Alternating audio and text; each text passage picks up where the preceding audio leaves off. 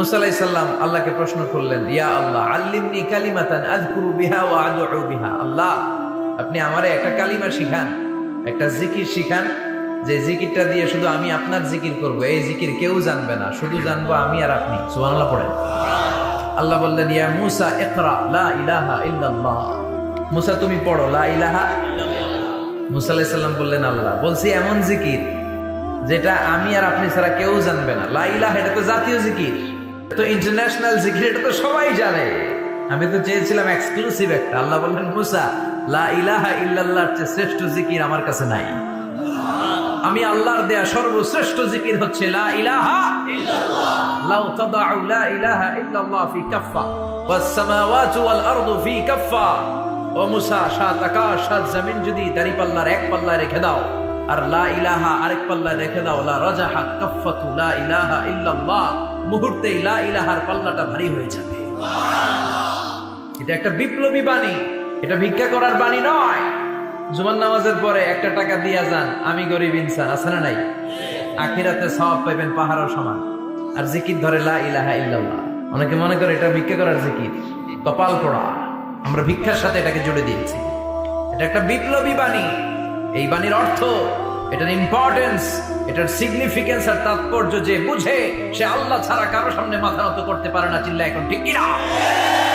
সিরফি জিলালিল কুরআনের রচয়িতা সৈয়দ কুতুব শাহিদ, নাম শুনছেন?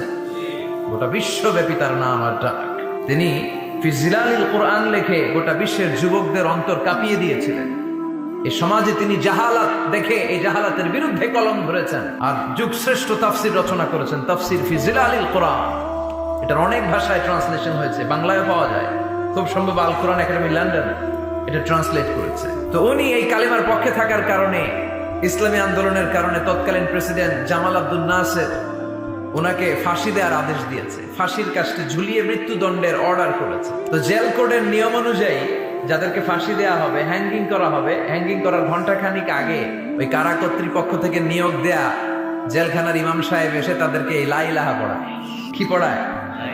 লা ইলাহা ইল্লাল্লাহ পড়ায়। তো সৈয়দ কুতুব শাহিদ উনিও যখন ওনাকে ফাঁসির কাজটা ঝুলানো হবে, ওই মুহূর্তে জেল কোডের নিয়ম অনুযায়ী ইমাম সাহেব এসে সৈয়দ কুতুব সাহিবকে বলতে আরম্ভ করলো যে আমি আপনাকে কালিমা পড়াতে এসেছি, আপনি পড়েন লা ইলাহা ইল্লাল্লাহ। সৈয়দ কুতুব শাহিদ বললেন, আমারে কালিমা শিখাতে এসো না, আমি কালিমা খুব ভালো জানি। যে কালিমা পড়ার, যে কালিমা তুমি ফাঁসির আসামিদেরকে পড়ানোর কারণে মান্থলি বেতন পাও, ওই কালিমার ব্যাখ্যা করার কারণে আমাকে ফাঁসির কাস্টে ঝোলা লাগছে। তুমি কালিমা পড়াও, তুমি বেতন নাও, আর আমি কালিমার ব্যাখ্যা করার কারণে আমার ফাঁসি হয়, তার মানে তোর কালিমা আর আমার কালিমা এক কালিমা না। কালিমার মধ্যে পার্থক্য আছে না নাই? ইমানের মধ্যে পার্থক্য আছে না নাই? ইমানে পার্থক্য আছে, কালেমায় কালেমায় পার্থক্য আছে। ওই কারা কর্তৃপক্ষের নিয়োগ করা ইমাম সাহেবের লা ইলাহা ইল্লাল্লাহ আর তাফসির ফি জিলালিল কুরআনের রচয়িতা সৈয়দ কুতুব শাহিদের লা ইলাহা এক কালিমা নয়, এক লা ইলাহা নয়। চিল্লা এখন ঠিক কিনা? পার্থক্য আছে, আলাদা। আসল লা ইলাহার অনুসারী হতে হবে।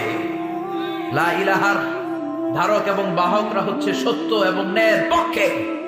যত বিপদ আসে, যত আপদ আসে, যত ঝুঁকি আসে, পাহাড় সম ঝুঁকিকে ডিঙ্গিয়ে তারা লা ইলাহার কালেমার পতাকাকে উড়িয়ে দেয়। চিল্লায় বলেন ঠিক কিনা? এই জন্য ইমানে পার্থক্য আছে। আমরা যেন আসলে ইমানদার হতে পারি, আল্লাহ তৌফিক দাও। আর জোরে পড়েন আমিন। আমরা সব সময় যেন আল্লাহর জিকির দিয়ে হৃদয়টাকে সিক্ত রাখতে পারি, তুমি তৌফিক দাও।